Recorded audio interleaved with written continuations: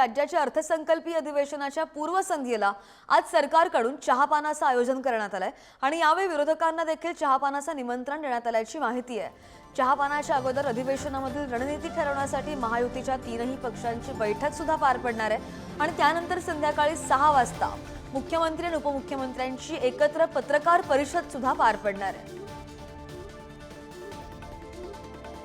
राज्याच्या अर्थसंकल्पीय अधिवेशनाच्या पूर्वसंध्येला आज सरकारकडून चहापानाचं आयोजन असेल आणि यावेळी विरोधकांना सुद्धा या चहापानाचं निमंत्रण देण्यात आलेलं आहे आणि संध्याकाळी 6 वाजता मुख्यमंत्री आणि उपमुख्यमंत्र्यांची एकत्र पत्रकार परिषद सुद्धा होणार आहे।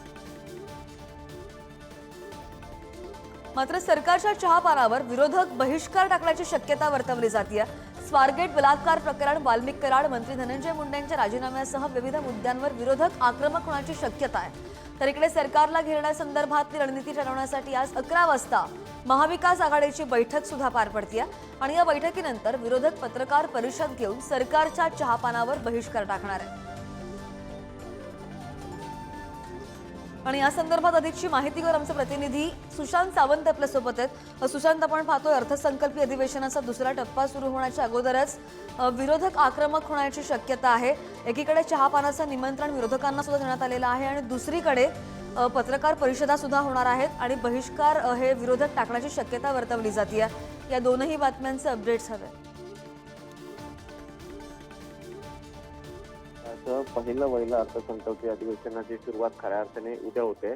अधिवेशनाच्या पूर्वसंध्येला पारंपरिक पद्धतीने आपण जर बघितलं असेल तर चहापानाची एक प्रक्रिया असते। चहापान संध्याकाळी 5 वाजता सह्याद्री अतिथीगृह येथे आहे। त्यानंतर खऱ्या अर्थानं कशा पद्धतीने अधिवेशनाचं कामकाज असेल यावर चर्चा होणार आहे। कॅबिनेट बैठक होणार आणि त्यानंतर मुख्यमंत्री, दोन्ही उपमुख्यमंत्री अर्थात मुख्यमंत्र्यांची पत्रकार परिषद होणार आहे। आपण जर बघितलं असेल तर चहापानाचं निमंत्रण हे विरोधकांना प्रत्येक अधिवेशनावर दिलं जातं। मात्र आतापर्यंत जर बघितलं असेल तर फार क्वचित वेळेला विरोधक जे आहेत ते चहापानाच्या कार्यक्रमाला उपस्थित राहिलेले आहेत। यावेळी देखील विरोधक चहापानाच्या कार्यक्रमाला उपस्थित राहत आहेत की बहिष्कार टाकतात हे पाहणं तितकंच महत्त्वाचं ठरणार आहे। कारण विरोधकांनी एक रणनीती आखली। हे अधिवेशन जे आहे ते वादळी ठरण्याची दाट शक्यता आहे। त्याचं प्रमुख कारण म्हणजे राज्यात वाल्मिक कराडचं प्रकरण असेल, धनंजय मुंडे यांच्यावर ज्या पद्धतीने आरोप होत आहेत भ्रष्टाचाराचे ते प्रकरण असेल, संतोष देशमुख हत्या प्रकरण असेल, त्यासोबत इतर जी प्रकरणं आहेत महाराष्ट्रातली ती यावेळी चर्चेला येण्याची शक्यता आहे। विरोधक त्यावरून आक्रमक होण्याची चिन्ह अधिक आहेत आणि त्याची रणनीती ठरवण्यासाठी खऱ्या अर्थाने महाविकास आघाडीची अंबादास दानवे यांच्या शासकीय निवासस्थानी एक बैठक होणार आहे। दुपारी खरं तर 11 वाजता ही बैठक जी आहे ती महाविकास आघाडीची बोलवण्यात आलेली आहे।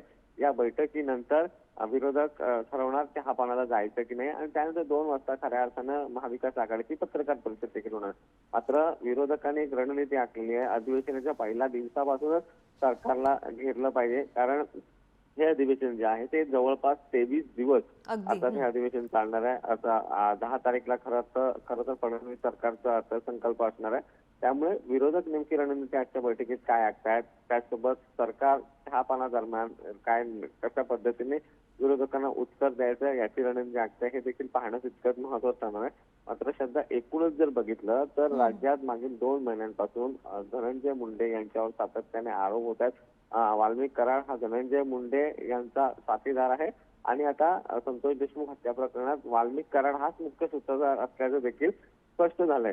त्यामुळे उद्यापासून जे अर्थसंकल्पीय अधिवेशन सुरू होणार आहे त्यामध्ये वाल्मिक कराड, धनंजय मुंडे या विषयावर जोरदार तापण्याची चिन्ह अधिक आहे। सुशांत, नाही बरोबर आहे। आज जो चहापानाचा कार्यक्रम आहे तो, त्यानंतर 11 वाजता महाविकास आघाडीची बैठक, त्यानंतर बहिष्कार आणि त्यानंतर आता मुख्यमंत्री उपमुख्यमंत्र्यांची पत्रकार परिषद, याचे सगळे ताजे अपडेट घेत राहू। धन्यवाद दिलेल्या माहितीसाठी सुशांत।